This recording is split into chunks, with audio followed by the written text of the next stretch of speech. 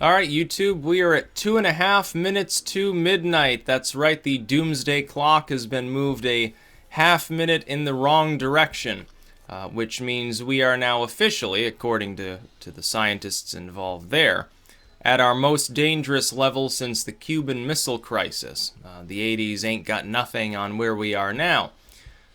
Some of Trump's fans immediately blasted this decision. They said, oh, well, they're just doing this because I'm a Trump or something. I actually agree with the decision. In fact, they should move it to 2 minutes to midnight. They shouldn't be doing these the 2.5 minutes or any of that, because they've never done that before. It's pointless.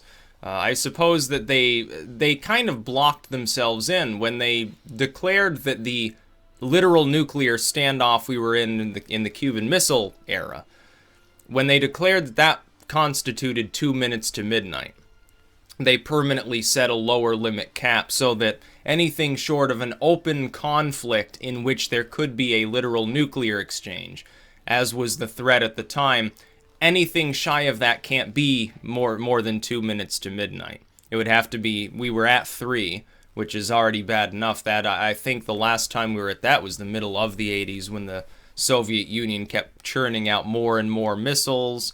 The SALT talks, I believe, at the time were falling apart. You had Iran. You certainly had North Korea beginning to express interest in atomic weapons. Pakistan and India, I believe. I can't remember if they tested their weapons in the 80s first or the early 90s. I can't remember. I think it was the 80s, though, so that could have been a contributing factor. But the decision, nonetheless, is true. Now, I said years ago, yeah, we are our most dangerous since the Cuban Missile Crisis. And a lot of people are like, oh, well, it's just sort of alarmist rhetoric. It'll pass by. It'll get better magically. The fact that Trump's elected doesn't make the atomic situation better. With Russia, yes. With Russia, if we can start cooperating with Russia, that'll be a great thing. But the risk of a nuclear exchange, the risk of something, it would be shy of doomsday, but the risk of an exchange with China certainly has increased. China's state media is openly calling some of the things we're thinking about doing possible acts of war. And that's their state media. I'm not talking about the unofficial state co-opted side of their media that it's a little bit like Sputnik. They blow things out of proportion. Talk about China annihilating the United States, taking over the world for communism or whatever the fuck they talk about. It's a little bit like Sputnik, or maybe like the Blaze or InfoWars or something like that. It's Chinese InfoWars, essentially. But their state media, when the Chinese official state media start saying that what Trump is suggesting could be an act of war, that's something to be concerned about. Now, I happen to believe that it is acceptable to hardball the Chinese. Anything short of something that causes a nuclear conflict will cause China to back down. They do not have the strength to stand up against the United States, including in the South China Sea. We have too many allies. They would, if there were a nuclear exchange, they have 300 nuclear weapons. They would need a good 100 of them just to deal with all the states that are around them, let alone dealing with us.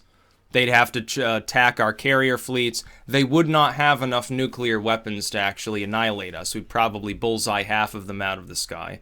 These new, supersonic missile, stealth missile sort of systems they're talking about are prototypes. They're not fully developed. We have much better anti-missile technology. We have much better aeronautic technology and a far larger air force. We would be fine. We would survive such a conflict. We wouldn't with Russia, which is why, despite the increased danger by hardballing the Chinese, it is almost inarguably superior to hardballing Russia, as we have been doing, and ignoring China. Russia does have enough nuclear weapons to annihilate the United States. We would not survive the encounter. Neither would they. They'd be wiped off the face of the earth too. Along with all allies on either side, most of the world's surface would be little more than smoldering crater and radioactive wasteland. It would look very much like Fallout 3, except there wouldn't be locations to explore because there'd be nothing left standing. That's the world you'd inherit. If we got into it with China, it wouldn't happen. If we got into it with China, China would fall. They would lose. That's just the way that it is. It's like North Korea. People are so worried about North Korea is going to nuke us. No, they're not. They have 2 or 3 weapons that are actually usable. Judging from their nuclear tests, it's unlikely half of them would even go off. They'd just be sitting there in the dirt. Oh, free nukes. Yeah, free atomic weapons. Yeah, we'll deconstruct this. We'll use this fuel or something like that. But, yeah, we are 2.5. We should be 2 minutes to midnight. During the Cuban Missile Crisis, we should have been 2 seconds from midnight. They just didn't have the balls to tell us how bad it really was at the time. We are a couple of steps from a Cuban Missile Crisis at best. That's the truth of the matter. We are. But not with Russia, with China. Europe has to deal with Russia more than we do at this point. Now, I'm no fan of the Russian state. Especially, didn't they just pass some law? I don't know whether this is propaganda or whether it's true, but something along the lines like domestic abuse or something, sort of semi-decriminalizing it in some cases, or something like you can hit your wife and stuff like that. No, I'm not a fan of any of that crap. I'm not a Russian, so I have to support my country. If it gets into a conflict with Russia, I support the United States because I happen to live here. This is my home. This is where I've got my land. This is where I function. Russians have to deal with Russia. I have to deal with the United States. But I don't support getting into a conflict with Russia. I don't see it as necessary. China, on the other hand, is the second economy of the world. It has a huge amount of manpower, and while its nuclear capabilities are far, far less than ours, on par with France, more than they would be with Russia or the United States, or maybe the UK. Despite that fact, we do have to start worrying about China, even if I think that their economy is probably going to fail in the next half-decade. Even if I think they're going to revert and a lot of their development will end up degrading into nothingness. Even if I think there will probably be famine, they'll probably lose hundreds of millions of people. Even if I think that they'll become a pariah state, and I think all of these things. That might actually make it worse. That's the point. There are no solutions to this problem. There's no solution to mutually assured destruction either. And I pointed that out too a year ago. There's no solution other than using all the nuclear weapons, so then you don't have MAD because you've already had a nuclear war. Or everyone unilaterally disarms every nuclear weapon, which is never going to happen. Or even worse, the worst possible outcome is the development of something that allows an effective enough countermeasure that a preemptive nuclear war occurs. You would think of the United States develops 99% effective anti-air, anti-missile technology, starts deploying it. What do you think Russia's going to do? Or China maybe, if we're at that point a partner with Russia. They will nuke us. They will attack us preemptively to prevent us from fully deploying systems that they will take as offensive warfare. Especially if we started putting them in, parts of East Asia or something like that. Oh, yeah, Tokyo should have some of these. Maybe South Korea and Taiwan as well. You can see what China's doing right now. They'll use the excuse of, oh, well, Trump has expressed interest in making more nukes, so the world's more dangerous, and so is Russia. And then both of those, by the way, that's not a lie. Trump has said that. Whether you support it or not, that is what he's said. That does make the world a more nuclear-loaded place. The fact that we happen to be the one building more nukes can only indicate that we're gearing up to possibly use them should the need arise to do so. I don't necessarily oppose the basic principle of rearming, of building more nuclear weapons, but he has said that is what he intends to do. But I don't need to look to the United States to see the true reason why the world right now is getting more dangerous on a nuclear scale. And they talk about climate change. It has nothing to do with the Doomsday Clock. They can pretend it does. That's just a cover for what's actually happening in Asia right now. What is China doing? I explained the Taiwan situation. People are like, oh, I hadn't thought of that. Well, yeah, it's the truth. They don't want to tell you that it's the truth because it's so alarming. The Chinese don't care what weapons we send Taiwan because they can steamroll Taiwan. It doesn't matter if we drop a million Abrams tanks in Taiwan. They'd be sitting ducks. They don't have the capability of standing up against China. What China's concerned about is that we'll be close allies with Taiwan so that they can't eventually invade them and take them over, which is their plan. That is what they are planning. They want their province back. That's what they see it as. They don't see it as a sovereign nation. So it pisses them off way worse when we partner with Taiwan, take a phone call from the prime minister, than it does when we give them missiles, when we give them tanks, when we give them artillery. They don't care how well they're armed. They know that it would be like shooting fish in a barrel to go after Taiwan, in the most literal sense. The Taiwanese Navy would be sunk in less than a day.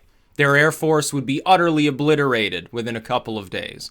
After that, you wouldn't have to... I mean, how the hell are they supposed to fight back? Tanks and artillery, yeah, that's great. They're an island. They can't wage an offensive ground-based war. China sure as hell can. After they bombard the island and declare de facto victory and tell the people of Taiwan, you'd better oust your government because we're in command now and they're a bunch of traitors to communism.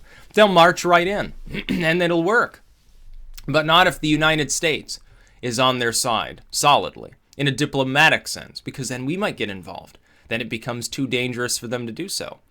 It's like with the Spratly Islands. Why do you think they're fortifying them? I wonder why. It's because they actually want that area. Now, we don't recognize it. No other nation recognizes their hold over that area of water, except for China. But they realize that if they can complete all those bases, declare it to be theirs, and fully defend it, they can hold it. Might is right. Winner take all in the South China Sea. There's the flashpoint of the world right now. It's in Asia. It's not in Ukraine. That's concerning, but that's not the true flashpoint. Things have died down there for the most part.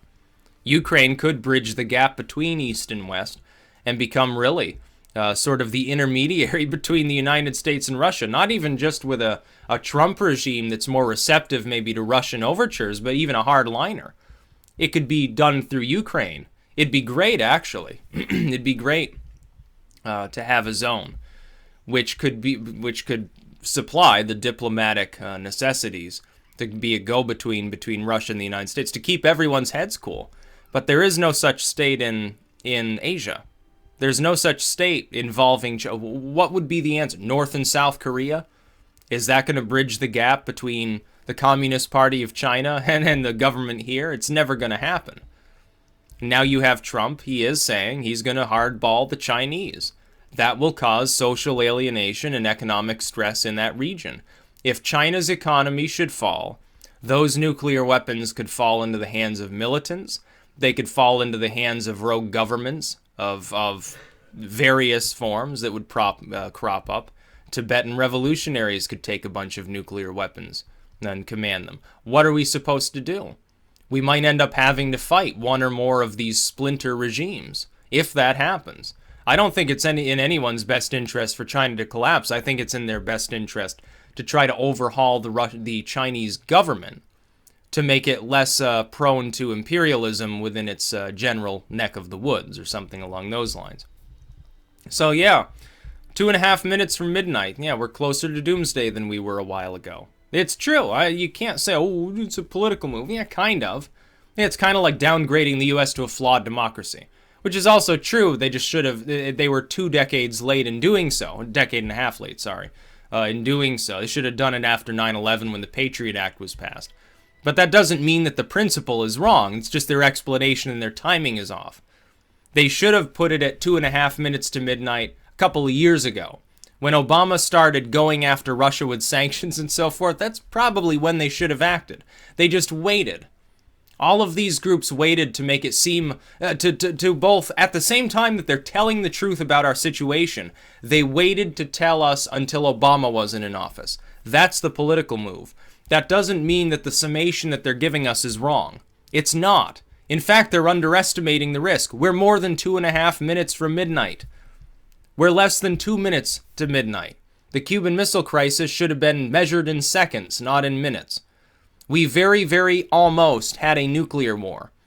A Russian sub-commander who wasn't even fully in command of he was in command of the fleet, yet not of his sub for some unknown communistic reason. And he stopped a nuclear war over the Cuban Missile Crisis. It was seconds from happening. The order had been given by the commander of that sub to fire nuclear weapons. He, as the commander of the fleet, was able to override that. Apparently, you had to have 3 separate individuals agree. There was no reason not to. Under the circumstances, their own code, their own strategy called for the unleashing of nuclear annihilation under the conditions that they were currently experiencing. He thought better of it, figured, well, something else might be going on. How can I press the fucking button? And didn't nuke the coast of Florida as a result. They didn't fire on the U.S. Navy that was around Cuba at the time. That would have caused a nuclear war. One person stopped it. And it wasn't like it was some high-level politician, some military general, the head of some bureau. It was a sub-commander. A sub-commander, actually, to tell the truth. The commander of that little piece of that fleet stopped a nuclear war. Yeah, the Russians actually stopped nuclear exchange during the Cold War. Can you imagine that? It's happened several other times. Some lowly level individual manages to cool everybody off. Do you think that's honestly necessarily going to happen within the Chinese government, convoluted and bureaucratic as it is? I don't know if they have proper command and control in place to stop such a thing from happening. Let's not kid ourselves. Yeah, we're close to nuclear annihilation, and it's getting worse. It's not getting better. There hasn't been a time in half a century that it's gotten better. All this movement away from doomsday by this agency, by this group of scientists, has been largely symbolic. The SALT talks were symbolic. The partial test ban treaty was symbolic. All of it was. North Korea, I mean, think about it. Cuban Missile Crisis. A big two nations had nuclear weapons at the time and far fewer than they have now. And they were less developed in general. Now they're a lot more developed, a lot more nations have them, including rogue states. And you have the possibility of dirty bombs. Not even just talking about actual nuclear weapons, you're talking about stuff that's been contaminated with radioactivity on a conventional explosive and then set off in a populated area. What about that threat? What happens if sabotage occurs? I can't imagine that all of those atomic weapons in Pakistan are necessarily stored properly. I mean, they've got tens of thousands of militants running around. What if they charge one military base, grab an atomic weapon, put it in a plane, and just fucking detonate it right on the runway there? Could trigger some sort of dead hand device there, for all we know. We don't have a way of knowing. So yes, we are 2.5 minutes from midnight, probably worse than that. It's just people don't want to admit it. And Trump's fans shouldn't stand in the way of acknowledging this because, oh, well, they waited and it's a political. Yeah, of course it's political. That's the point. But you're asking the wrong question. You're asking, is this a political move? What you should be asking is this true? It is true.